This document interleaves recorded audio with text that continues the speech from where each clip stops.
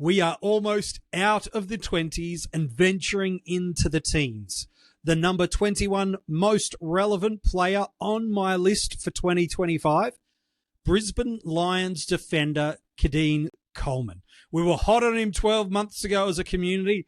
ACL stuffed that plan up, but hopefully we can run it back and it work out for us in 2025. We'll see how we go. Joining me on this episode of the 50 Most Relevant as we talk through Kitty, what could be and what might not be for 2025, is a man that is one half of the Fantasy Footy Mailbag. These guys have done some fantastic stuff through podcasting, do some brilliant Supercoach content, and also you've got to follow them on social media. And one of the best looking fantasy footy logo content creators I've seen. That's an absolute rip of the brand new one. I've got Damo from the Footy Mailbag. Hello, mate. How are you? It's good to be here, MJ, talking about Keidean Coleman, a guy who you could make a strong argument for and against. And it's going to be interesting to see which way fantasy coaches lean when we get to the end of our argument. It certainly is. If we look back at his 2024 season, it was here for a short time. Unfortunately, one game, didn't complete it, went down in opening round, averaged in the mid-30s across the format. As a result, in Supercoach, he's crazy scary cheap for us. He's down at $269,100 after averaging just the 37 last year.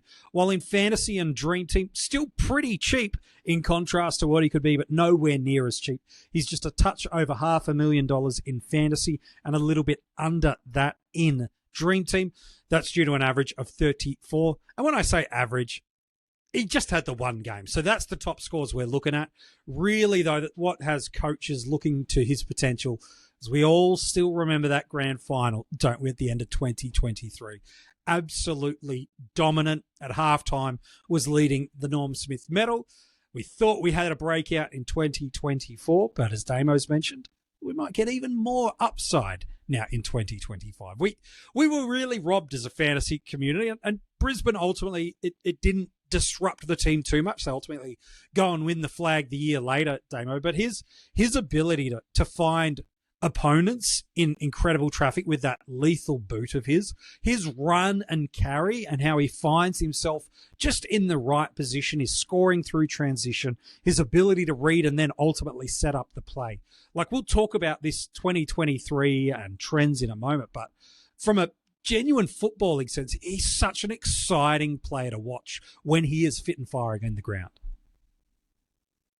Yeah, absolutely. And he's the kind of guy that prefers to dispose of the ball by foot as well. So that means you're going to get maximum points for every disposal he gets. And we spoke about that opening round game. Even though he only scored 37 in Supercoach, 34 in AFL Fantasy, that was in 44% time on ground off just 8 disposals.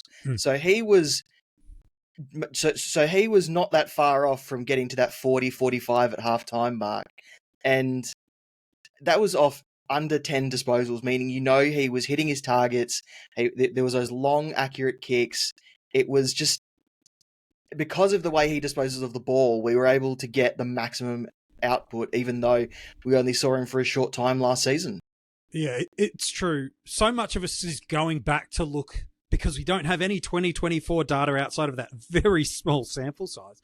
We go back to 2023 to remind ourselves of why, as a community, we were so interested, intrigued about him and his scoring potential over those final few months of the year. Like, we're talking about a guy who, just in the final 10 games of 2023, if you include the finals that are excluded from adjusting your fantasy and Supercoach price points and averages, we're talking about a guy who's basically a mid-90s average guy across the formats, like 93, 94 sort of territories. There's multiple tons through there, including that monster that we alluded to in the grand final. So much to like about that. We come into 2024 with expectation, and injury hits. And while ACLs are never great, I think what gives us a little bit of confidence here, Damo, while we talk about the team and the structure in a moment, is we have, at least pretty recently, seen Brisbane show they know how to manage players coming off ACLs pretty well. Yeah, we don't need to look far to see Will Ashcroft return from his ACL get going in that final part of the season and then win the Norm Smith medal. He came off his ACL and he was basically straight into the fitness program, straight into the football program, straight from recovery, straight from his 12 months off. And we saw him build into the season and he became one of the best players in both formats towards the back end of that season. So we should have confidence that whatever program Brisbane have put Keidean Coleman through, they've got the experience to know that it works. And if we pick him, we should have confidence that he's going to score well, or at least not miss a beat from where he was, 12, 18 months ago. There's like 3 or 4 things I got to ask you. I'm super curious on your take in terms of opening round, getting that early look, where he's at in his recovery and training stages through preseason. But the team is very different to the one he left injured to what he's now coming back into. One of the ultimate success stories of Brisbane last year was the deployment of former captain Dane Zorko into that halfback spot that was reserved for Kitty Coleman, and Zorko thrived. He became an absolute must-have, it felt like, in fantasy footy last year, and had potentially his career high in so many different areas, let alone the premiership. How do you see this backline functioning again? Because back in 2023, when Kitty really got going, Daniel Rich wasn't a factor. It was McKenna, it was Wilmot.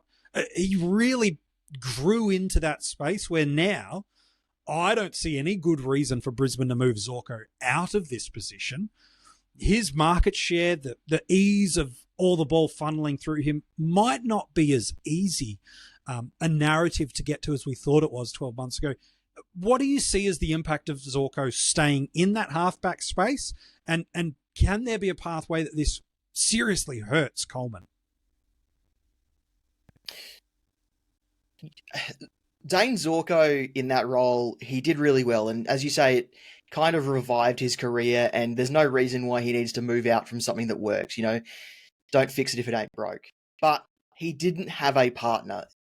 He didn't have someone on the opposite wing, didn't have someone else distributing when he was shut down, because eventually teams went to Dane Zorko and there wasn't another player that was kind of the designated next in line. They had Darcy Wilmot, Connor McKenna, even Brandon Starcevich had his moments, but they didn't have that next guy. And you look at all the good teams and they've all got that next guy who can step up into that role if they want them to. So I think Keidean Coleman might not be the main guy, but he might eventually evolve into that, with Dane Zorko eventually becoming that extra. But I think together they can work as long as they work on opposite sides of the ground. And I think the beauty is he's priced even lower than where he was 12 months ago for us. There is that returning from ACL that I do want to talk further with you in a moment, but he's priced now at even such a greater value space than he was 12 months ago. The threshold for what he needs to score to generate the kind of funds we want, to be able to turn him as an upgrade option through that kind of middle to latter portion of the mid-season buys, if not before that, if we require. It's not as high as a threshold where it was like, man, if he doesn't go 85 plus, 90 plus, this selection's a burn. Well, now, based on where he's priced at, like he's coming off that average of low 30s in Supercoach.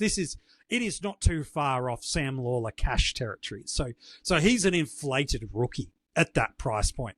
If he can get you that 70 range, which a fit Coleman in that spot, I think is very conservative to project, especially when you think about what he did over those final 10 weeks of 2023.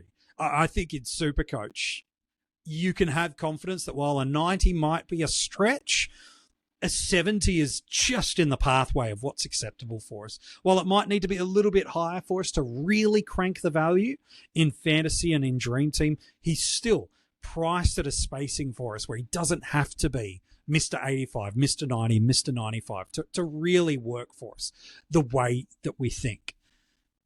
And we talked a moment ago, Damo, about Brisbane's good history of managing players off ACL. Clearly, they've got an incredible medical team. When you get Joe Danaher, who was just always injured at Essendon, you get him and Lincoln McCarthy both basically reviving their careers from injuries. They're clearly doing something right up there.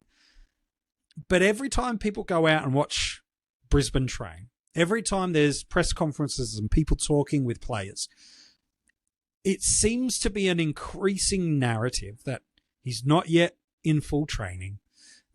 We are still we're at the arse end of January, not quite February as this episode has landed, but we're not that far away from preseason matches, intra-clubs, internal trials, and ultimately their season starts earlier, being on opening round.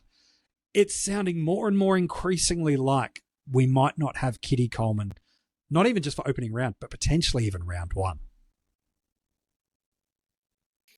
Yeah, it's a worry when the club comes out and says they're confident that he's on track to recover, that he'll be back in the early part of the season, but they're not committing to a round 0 or a round 1, return. And people are starting him or wanting to start him in their teams, and there's good reason to want to have that. But if he's not going to be there in round 0, round 1, then he might actually turn out to just be maybe a downgrade option or a sideways option from a rookie that isn't making enough cash fast enough. So there's other ways to get him in. You don't have to start him, but you want to at least have seen him out there for a good portion of the preseason before he lines up, because you want to be sure that there's that fitness base and he's not going to be, a slave to that sub rule. Yeah, and there's a world where that could be the case, isn't it? We've seen multiple teams use the substitute position, either with the red or the green, to just manage players in and through at the elite level rather than putting them through the twos to get a run of games through there.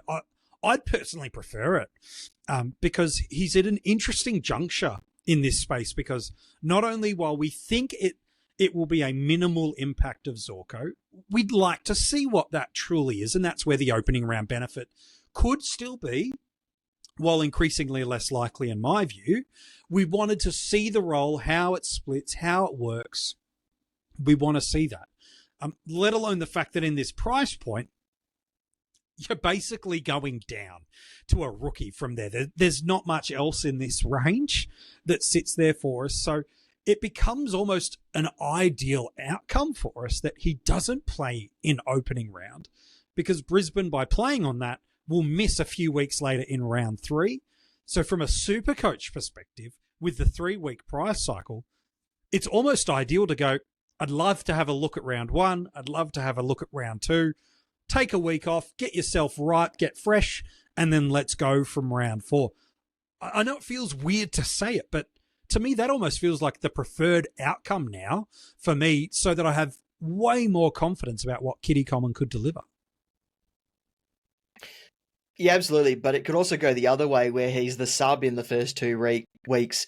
Brisbane have that bye, and then you kind of have to make a decision whether you liked what you saw from that minimum of game time that he got, and if you want to jump on. And then after that, the price is on its way, or maybe the price goes down. Maybe he hasn't scored well enough for that to happen. And it's a difficult situation if he doesn't line up, and if we don't see him, and if that sub rule does affect his game at all, because it almost puts him, out of calculations for a lot of people. But some other people, some shrewd coaches might see that as a positive and decide to pick him up, knowing that he's going to get a full game eventually, and you can loop him off your bench. Yeah, it's a really good reflection. I think one of the reasons so much of us wants to pick Coleman isn't just the history of what he did over the final few months of 2023, but from a structure and a balance perspective, it would just feel so much easier to pick him, because there are some really good rookie options in our backline. They'll become more known through February, but it feels like right now there's some really good scoring and well-placed role options in our backline. If we don't want to spend too much at the top of the tree of the defensive line and are looking for a bit of value in every position, Coleman feels like he manages that spot beautifully, of low price point, high value upside. But the challenging thing is, if he's not there round 0, not there round 1, you're stuck.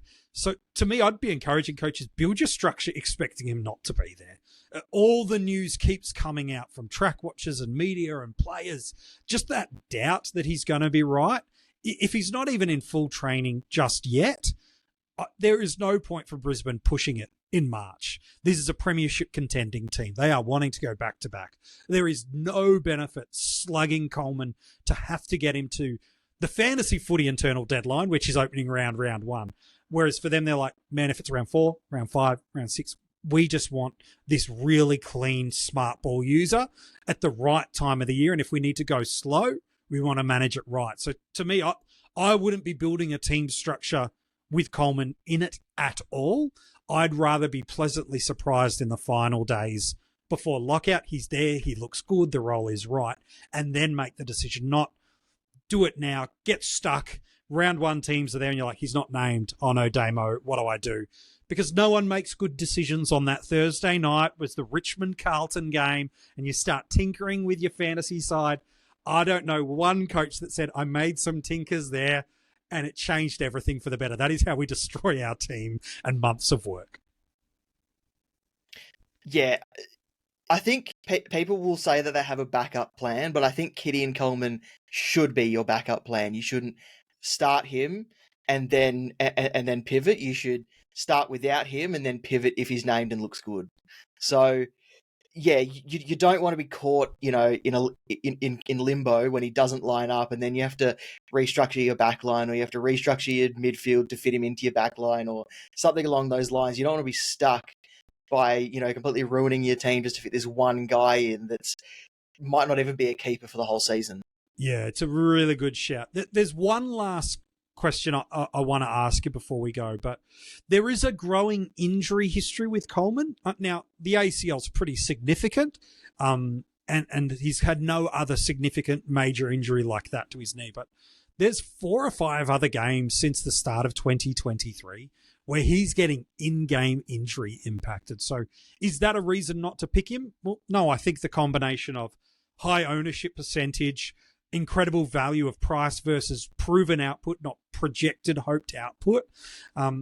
These kind of things sort of protect that injury history.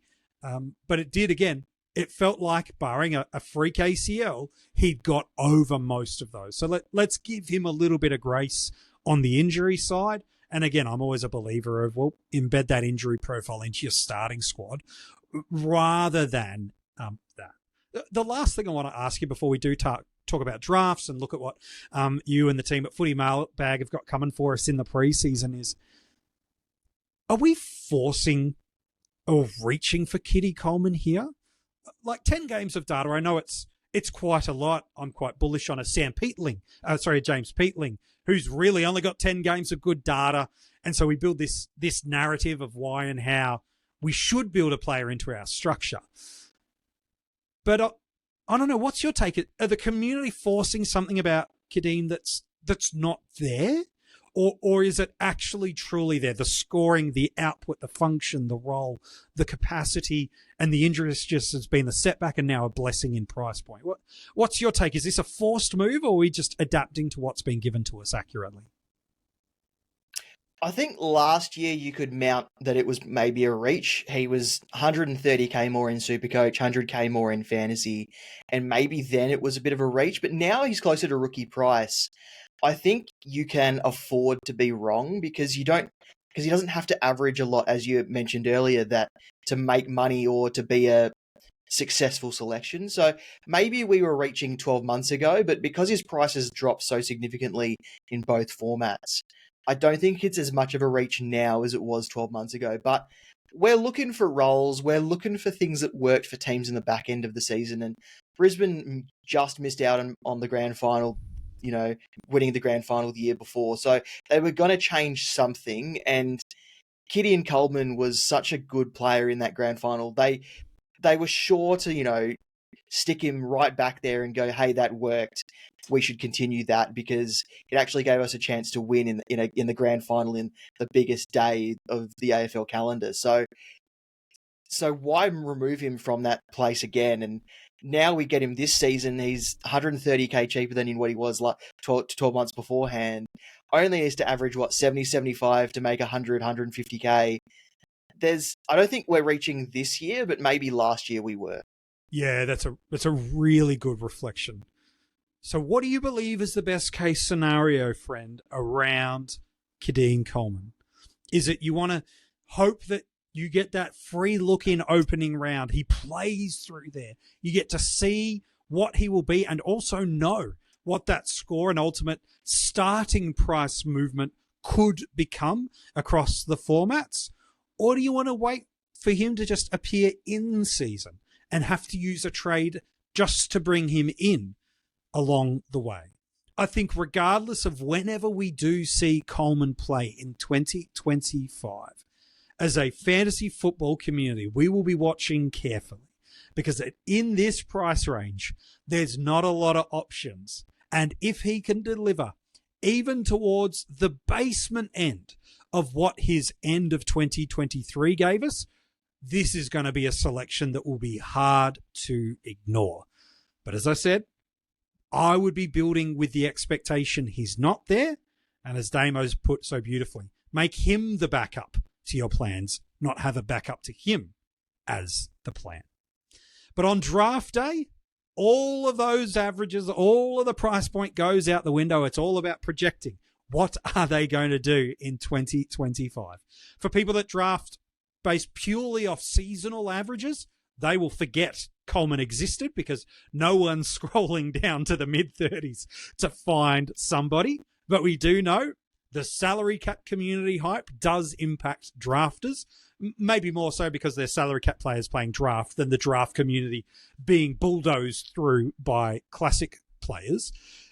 Where do you think he goes? If it was a 5 defenders on field, which of those? He's certainly not going to be anyone's D1, D2, probably not even their D3. Are you happy with him as an on-field defender from your perspective, Damo, or would you rather stash him away as a bench option? I mean, ideally for Keidean Coleman, when you're drafting him, you'd want him D4, D5, or your first bench option. And that probably sits him in the lower middle order, depending on how you're building your team when you're drafting. I know some people that go midfield heavy early, some people that go forward heavy early. But when it comes to selecting Keidean Coleman, you don't want him any higher than your D4 position. And you probably even want him lower than that, so you have some flexibility with your lineup as well. Yeah, probably the timing of when you do your draft might determine just how late he goes. If this story of him not being right for opening round continues to gain truth and momentum, well, all of a sudden, you probably don't have to reach that extra round 2 or 3 that you might have to secure his services as people fade their interest and hope to pick him up late. So my preferred spot would be the bench, but in a couple of leagues, I'll probably miss him in that spot, while in some other leagues, I might just get lucky and pick him through there. I still think he's a great scorer. I think Zorko will actually help ease him into the season. Maybe not ease in terms of scoring, but ease in terms of responsibility. And I think you've pointed out beautifully for us, Damo, a couple of key things to consider about him, both in our draft sides and our classic teams. Mate, where can people get in touch with yourself? Footy Mailbag's been around now for a couple of seasons, always pumping out great content across social media and through the podcast. If we've never heard of you because we've come from the AFL Fantasy community going, oh, I like how he talks about footy, I want to tune in, or we just don't have that large diet of super coach content creators yet and want to catch up with you and the guys more, where can we get in touch and hear what you do this preseason? So you'll find everything on our website, thefootymailbag.net. That's got all the links to our social medias. It's got every podcast on the front page, all linked at the top there. We've also got some written content as well that we've been pumping out this preseason. Every team analysed with their locks, breakouts, players you don't really want to go near, some boom bust calls, all that sort of thing. So just go to thefootymailbag.net and you'll find everything you need from us. It's Footy Mailbag. Link is in our bio of this episode too, so you can just click on the description, go in there, check it out. So if you just want to grab the hyperlink and just go straight there, we've got you sorted for that. Hey mate, always a pleasure to talk Supercoach with you. I'm sure we'll be in touch throughout the 2025 season proper. If you've been enjoying this series of the 50 most relevant, as we talk through the players that I've listed as my most important and relevant players, go back and check out the list if you haven't already done so. There are some interesting moves and some names that are still to come. If you're watching this on YouTube, comment below. What do you think he's going to average for us in 2025? If you're listening to the audio podcast and you haven't subscribed, or giving it a 5-star rating, make sure you do so. And inside the description of this episode isn't just the place to get in touch with Damo and the guys from the Footy Mailbag, but it's also got all our social media links, how you can get your hands on some Coaches Panel merch, and also become part of our Patreon, who get a bunch of great rewards and support the Coaches Panel year round. Would you like a clue about who is the last in the 20s? I'll make it real simple for you. Well, maybe not by name, but by conversation. What we do at F1 feels pretty structurally important this year. I feel like there's 2 or 3 really important structural decisions that we have to make this preseason. And what we do at F1, while may not be the most important, does have a cascading impact on a lot of other selections. So tomorrow, we're putting a potential F1 candidate into the 50 most relevant. Some would say there's not enough value. Some would say, I'm not certain about the role. And some would say, I don't even know if he'll play the whole season. Who are we talking about? Who's this potential F1 that we think, if you haven't already considered, you're missing a trick? Find out tomorrow in the 50 most relevant.